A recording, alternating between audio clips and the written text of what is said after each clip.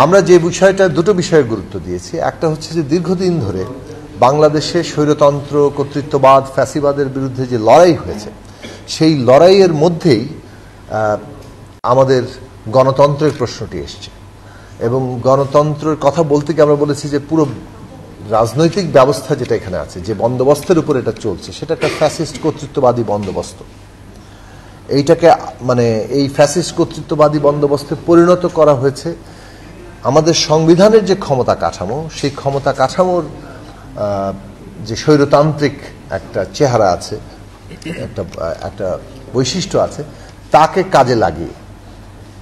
ফলে এই স্বৈরতান্ত্রিক ক্ষমতা কাঠামোটা বদল ঘটাতে হবে এবং এর মধ্য দিয়ে গণতান্ত্রিক রাজনৈতিক বন্দোবস্ত তৈরি হতে পারে।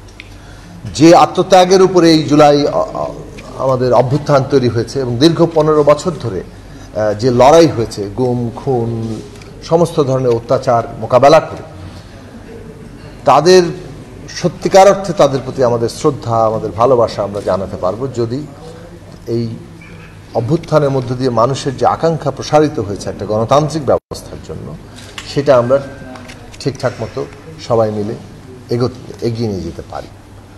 তো আমাদের প্রধান ফোকাসের জায়গা হচ্ছে যে এই রাষ্ট্রে গণতান্ত্রিক ব্যবস্থা প্রতিষ্ঠা করা মানে কি, ক্ষমতা কাঠামোকে জবাবদিহি জায়গায় নিয়ে যাওয়া। জবাবদিহিতা প্রতিষ্ঠা করতে হলে আমাদের ক্ষমতা কাঠামোকে ভারসাম্যমূলক করতে হবে। ভারসাম্য ছাড়া কোনো জবাবদিহিতা হয় না। ক্ষমতার যদি চেকস অ্যান্ড ব্যালেন্স না থাকে, তাহলে সেখানে কোনো জবাবদিহি তৈরি হবে না। সেইটাকে আমরা জোর দিয়েছি এবং সেক্ষেত্রে যে আলোচনাগুলো দীর্ঘ রাজনৈতিক সংগ্রামে আমরা তুলেছি, আমরা ধন্যবাদ জানাই এই ঐকমত্য কমিশন কিংবা বিভিন্ন কমিশনগুলোকে, যারা মোটামুটিভাবে অনেকগুলো প্রশ্নকে তারা সামনে এনেছেন। সেখানে যেমন আমরা বলেছিলাম যে বাংলাদেশে সংসদ হচ্ছে জনগণের প্রতিনিধি। এখন সংসদের প্রতিনিধিত্ব ইতিমধ্যে আমাদের নেতৃবৃন্দ, আমাদের নির্বাহী সমন্বয়কারী আবুল হাসান রুবেল বলেছেন যে সংসদ সদস্যরা জনগণের প্রতিনিধি, কিন্তু সংসদে গিয়ে তারা কিন্তু জনগণের প্রতিনিধি থাকতে পারেন না, দলের অনুগত হয়ে যেতে হয়। হাত তোলা একটা এমপির মতো জায়গায় দাঁড়ায় নিয়ে বহু সভা সমাবেশের বক্তব্য আমাদের শুনেছেন আপনারা। সেই জায়গা থেকে আমরা বলেছিলাম যে 70 অনুচ্ছেদ বাতিল চাই, কিন্তু প্রস্তাবে এসেছিল যে অর্থ বিল কিংবা বাজেট ব্যতি রেখে বাকি সব জায়গায় ভোট দিতে পারবে। কিন্তু বাংলাদেশের বাস্তবতায় যে জায়গায় এসে দাঁড়িয়েছে যে আস্থা ভোট, সরকার গঠনের আস্থা ভোট নিয়ে হর্স ট্রেডিংয়ের একটা সম্ভাবনার কথা তুলে ধরা হয়, অতীতেও এটা দেখা গেছে। সেই বিবেচনার জায়গা থেকে আমরা তুলনামূলকভাবে কনসেনসাসের স্বার্থে এই আস্থা ভোট এবং বাজেট, এই দুই বিষয় বাদে বাকি সকল বিষয়ে সংসদ সদস্যরা যাতে তাদের স্বাধীনভাবে ভোট দিতে পারেন, সেই রকমভাবে 70 অনুচ্ছেদ সংস্কারের কথা আমরা তুলে ধরেছি। এবং আমরা মনে করি যে এটা ক্ষমতা কাঠামোর ভারসাম্য এবং সংসদকে জনগণের প্রতিনিধি করে তোলার ক্ষেত্রে অত্যন্ত গুরুত্বপূর্ণ একটা জায়গা। দ্বিতীয় সবচেয়ে বেশি গুরুত্বপূর্ণ জায়গায় আমরা বলেছি যে সাংবিধানিক যে পদগুলো আছে, যেমন তার মধ্যে একটা বড় জায়গা হচ্ছে বিচার বিভাগ। বিচার বিভাগকে নির্বাহী বিভাগ থেকে কেবল আলাদাই করতে হবে তাই নয়, বিচার বিভাগ যাতে এই সত্যিকার অর্থে একটা স্বাধীন বিচার বিভাগ বা সেপারেশন অফ পাওয়ারের জায়গায় থাকে এবং নির্বাহী বিভাগের সাথে চেকস অ্যান্ড ব্যালেন্সের জায়গায় থাকে, তার জন্য প্রয়োজনীয় ব্যবস্থাগুলি গ্রহণ করতে হবে। এবং সেই ক্ষেত্রে সুপ্রিম কোর্টের বিচারক নিয়োগ থেকে শুরু করে তার যে সততা, তার যে যোগ্যতা, সমস্ত কিছুর দিক থেকে এটাকে সুনির্দিষ্ট ক্রাইটেরিয়া দাঁড় করাতে হবে এবং এমনকি পাবলিক হিয়ারিং এর জায়গায় এটা নিয়ে যাওয়ার প্রয়োজন আছে। সুপ্রিম কোর্টের অধীনস্থ থাকবে সচিবালয়, যারা এই নিম্ন আদালতের নিয়োগ, বদলি, পদোন্নতি সমস্ত কিছু দেখবেন। ফলে এই পুরো প্রশ্নটা কংক্রিট করে না বললে, বিচার বিভাগ স্বাধীন হতে হবে এই কথা কিন্তু সংবিধানেও বলা আছে। এই কথা একসময় আন্দোলনের 3 জোটের রূপরেখাও বলা হয়েছিল, কিন্তু এর সুনির্দিষ্টকরণ ছাড়া বিচার বিভাগ স্বাধীন করা কিংবা সেপারেশন অফ পাওয়ারের অর্থে বলছি স্বাধীনতা, যে সেটা কিভাবে কার্যকর হবে সেটা সুনির্দিষ্ট হয় না।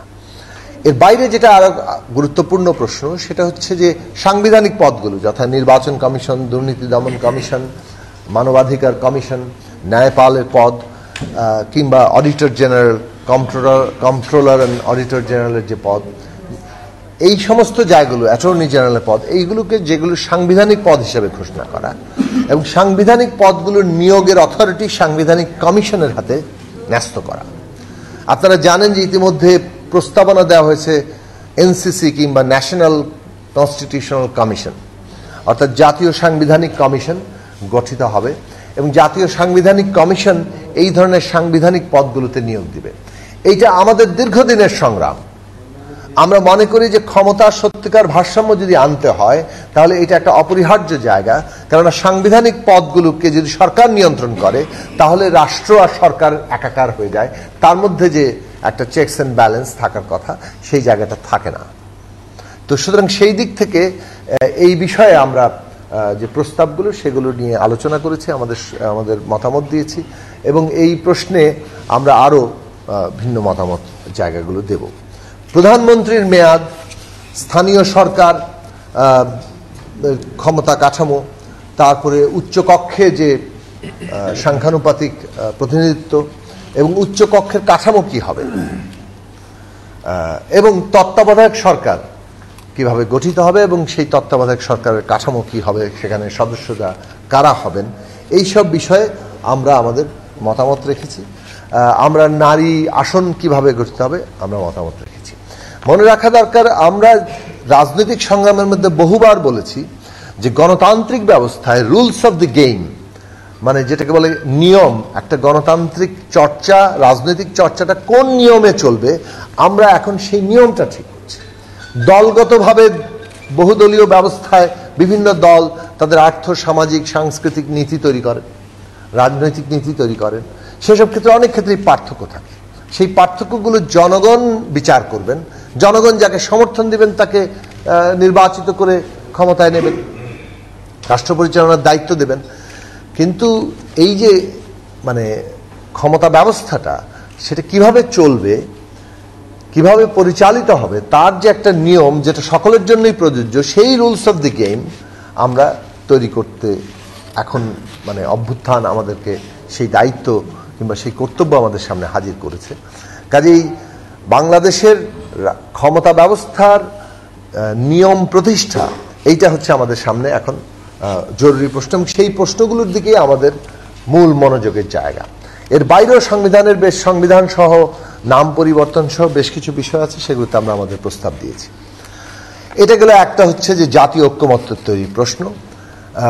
আমরা বলেছি যে পদ্ধতিগত দিক থেকে সমস্ত স্টেক হোল্ডাররা, বিশেষভাবে রাজনৈতিক দলগুলো, তারা সবাই মিলে যেসব প্রশ্নে ঐক্যমত্য হচ্ছি আমাদের আলাপ আলোচনা করা দরকার এবং আলাপ আলোচনা যত রকম উপায়ে করা দরকার সেই সব উপায়েই আমরা আলোচনাগুলো করব। ঐক্যমত্য কমিশনের প্রতি আমরা আহ্বান জানিয়েছি যে আপনারা আরও বেশি বেশি করে বসুন রাজনৈতিক দল সহ বিভিন্ন স্টেক হোল্ডারদের সাথে, যত বেশি সর্বসম্মত হওয়া যায়, ঐক্যমত্য তৈরি করা যায়, সেটা আমাদের জন্য জরুরি। আমরা আমাদের দলের দিক থেকে ইতিমধ্যে আমরা অনানুষ্ঠানিক অনেক আলোচনার মধ্যে আছি। আমরা আমাদের কেন্দ্রীয় কমিটির সিদ্ধান্ত আনুষ্ঠানিকভাবে আমরা বিভিন্ন রাজনৈতিক দল এবং স্টেক হোল্ডারদের সাথে আমরা আলাপ আলোচনা করব বিভিন্ন প্রশ্নে, যাতে আরো ঐক্যমত্য তৈরি হয়। এবং আজকে আমরা এটা আনুষ্ঠানিকভাবে ঘোষণা দিচ্ছি যে গণসংহতি আন্দোলনের দিক থেকে বিভিন্ন রাজনৈতিক দলের সাথে এবং অন্যান্য অংশীজনদের সাথে আমরা আলাপ আলোচনা করব কিভাবে আমরা ন্যূনতম জাতীয় ঐক্যমত্য তৈরি করতে পারি অনেক বেশি সংস্কারের ক্ষেত্রে। তো এই যে যত বেশি ঐক্যমত্য হবে এবং যেসব বিষয়ে ঐক্যমত্য হবে সেইটাকে আমরা জাতীয় সনদ কিংবা জুলাই চার্টার হিসেবে, সনদ হিসেবে আমরা গ্রহণ করার জন্য বলেছি। যেগুলো বিষয়ে কোনোভাবেই আর ঐক্যমত্য হবে না সেই সব প্রশ্নকে আমরা বলেছি যে এটা জনগণের কাছে নিয়ে যেতে হবে। অর্থাৎ প্রত্যেক দল কিংবা ব্যক্তি, তারা যারা নির্বাচনে অংশ নেবেন, তারা তাদের নিজেদের ইস্তেহারে কিংবা ম্যানিফেস্টোতে সেগুলো রাখবেন এবং সেই অনুযায়ী জনগণের কাছে যাবেন। জনগণ যাদেরকে বিজয়ী করে সংখ্যাগরিষ্ঠতা দেবে তারা সেই সব প্রশ্ন নিয়ে সংসদে সেগুলো বাস্তবায়ন করবেন। কিন্তু গণতান্ত্রিকভাবে প্রথমত ঐক্যমত্য যেটা হবে সেই সব প্রশ্নকে একটা জুলাই কিংবা অর্ডিন্যান্স কিংবা এই যে জাতীয় সনদ অর্ডিন্যান্স হিসেবে সামনে আনা দরকার। এইটা এইভাবে অর্ডিন্যান্স যে এইটা বাস্তবায়ন করতে সকলেই অঙ্গীকারাবদ্ধ এবং আগামী পার্লামেন্টে এগুলো বাস্তবায়ন করা হবে। আমরা শেষ করি আর 1 মিনিট। আগামী পার্লামেন্টে এটা বাস্তবায়ন করা হবে। তার মানে জুলাই সনদ কিংবা জাতীয় সনদ একটা অর্ডিন্যান্স করে আগামী সংসদের গঠিত সংসদে যাতে এটা বাস্তবায়িত হয় সে ব্যাপারে একটা বাধ্যবাধকতার জায়গা তৈরি করার ক্ষেত্রে আমরা বলেছি।